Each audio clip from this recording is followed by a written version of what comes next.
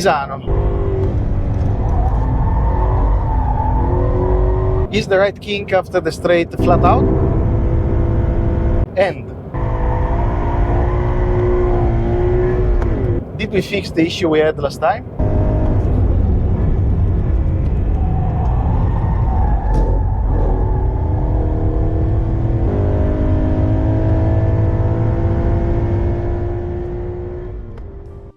So we're starting to go a little bit more far away from home. We have to tackle a 4 hours drive from Milan to Misano Adriatico, which is 2 hours from the closest, most famous city, which is Bologna.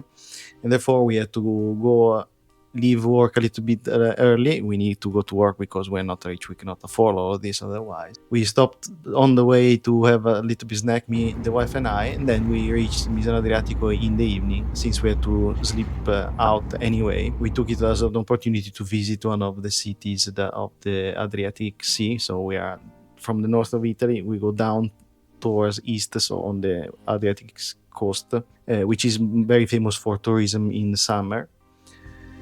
This is what the wife and I do not like. We do not like crowded places, especially when being very hot. So in this period, which is April, it was very nice to find a very quiet, well-maintained city that we could visit. We had a very relaxing walk on the beach, an empty beach, while still wearing the jacket because it was chilly. And then we entered the city. In that case, it was Rimini, which is a little bit more north than Misano Adriatico, but it's very close, which is a very well-maintained Romanesque type of city. And without the crowd of tourism, it makes you wonder what the Roman Empire could have been.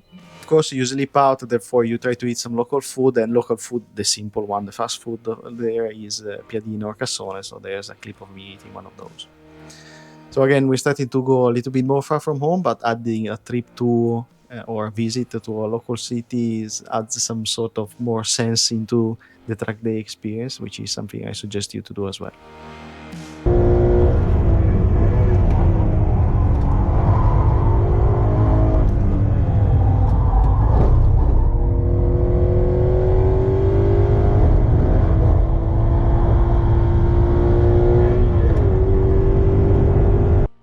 Misano Adriatico is the name of the city where the racetrack is.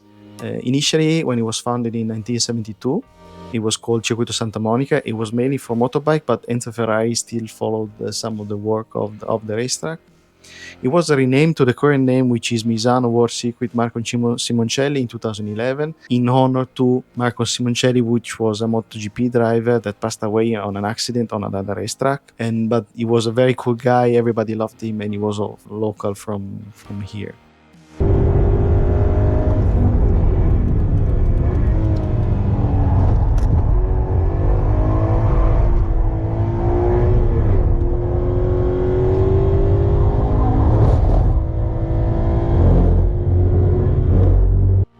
Different to the racetrack that we talk about, this is quite an historic one because again it was founded in 1972, and what not everybody knows that initially it was run in an anti-clockwise fashion, so opposite to with respect to today, and layout went through a little bit of changes. The biggest change was in 2006 where they turned it around, so you'd run clockwise, and they lengthened it a little bit because they wanted to gain back access to the MotoGP environment, and dealing with safety was better if you turn the sense of rotation the other way around. So this was the excuse.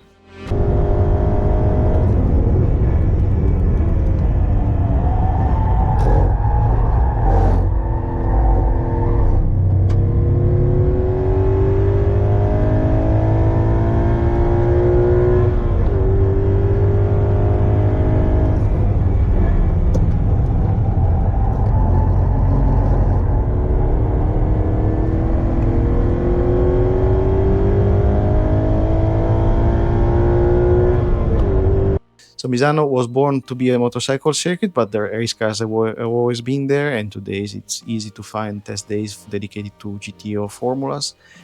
Consequently, there are various national championships that go to Misano, and the biggest international for race cars event is the GT World Challenge Europe. I personally won a 3-hour endurance race with a sports prototype here.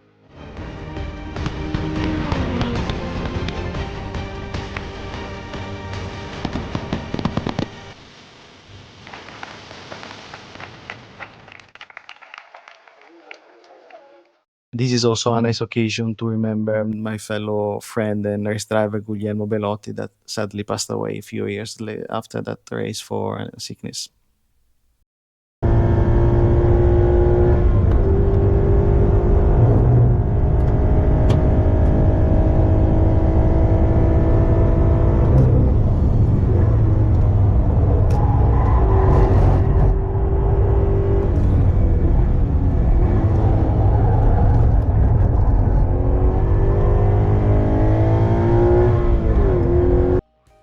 The track layout is still track day friendly, so friendly for road cars because being made for motorcycle, it is quite flat and smooth, and there are not very harsh braking, so it's quite gentle on the car. Having said this, is not a particularly simple track, so it adds on complexity with respect to the tracks we have been here. For example, most importantly, turn 13 is the most challenging one. You come from the long straight, you can do this turn 12 king flat, but then you have to brake in combined load, which is challenging and at high speed, so something that requires commitment, which is exactly what we are looking for, so to practice this kind of stuff that you cannot do elsewhere. No, on a racetrack you can practice braking at high speed in combined load, otherwise it's very tricky to do everywhere else.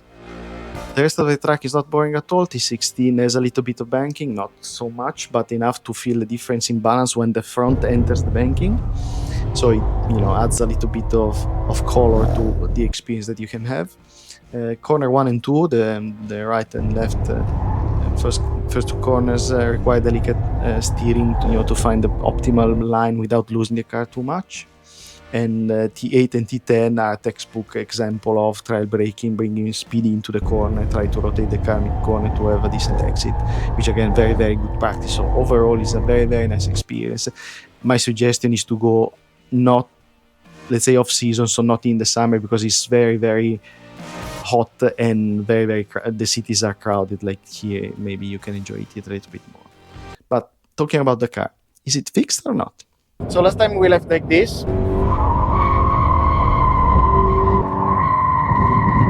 I don't think we can do it flat today. And while I was driving home on the highway, the car was pulling a little bit to the left. It can be normal because when you drive on a clockwise circuit, which is the Stazione Volari, you can wear the tires unevenly enough that they will pull on one side when you go home. This happened with the normal tires that I drove the very, very first time I used this car on the track some years ago.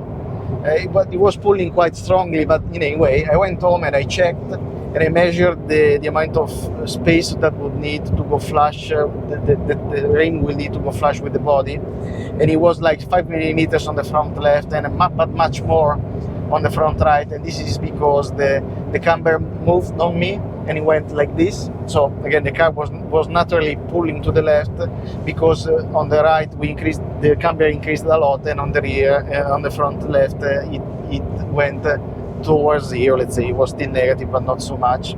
This is because the camber bolt moved on me, and this is why I don't like to use them. I know most of you are able to use it properly, and you think I'm retarded, but this is the reason why I don't like to use them. So anyway, we went back to the thick camber bolt that doesn't allow you to have much play on the upright side, and we recovered that lack of adjustment with the top mount. So I'm still happy with the static camber value that I'm running now.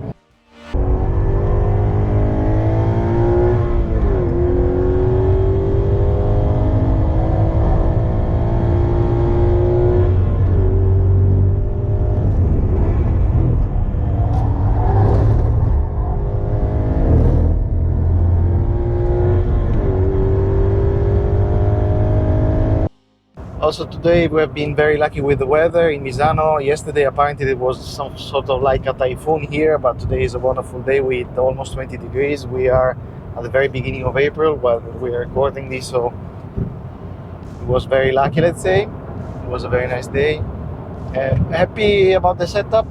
Finally we figured it out. The sky is driving straight now, and it is nice to throw in the corners, especially the higher speed ones where you can enter with just a little bit of braking, where you can enter very easily sideways. As you can see, it's now more challenging and more fun to drive. Then of course you could drive it in a better way, but this is always the case.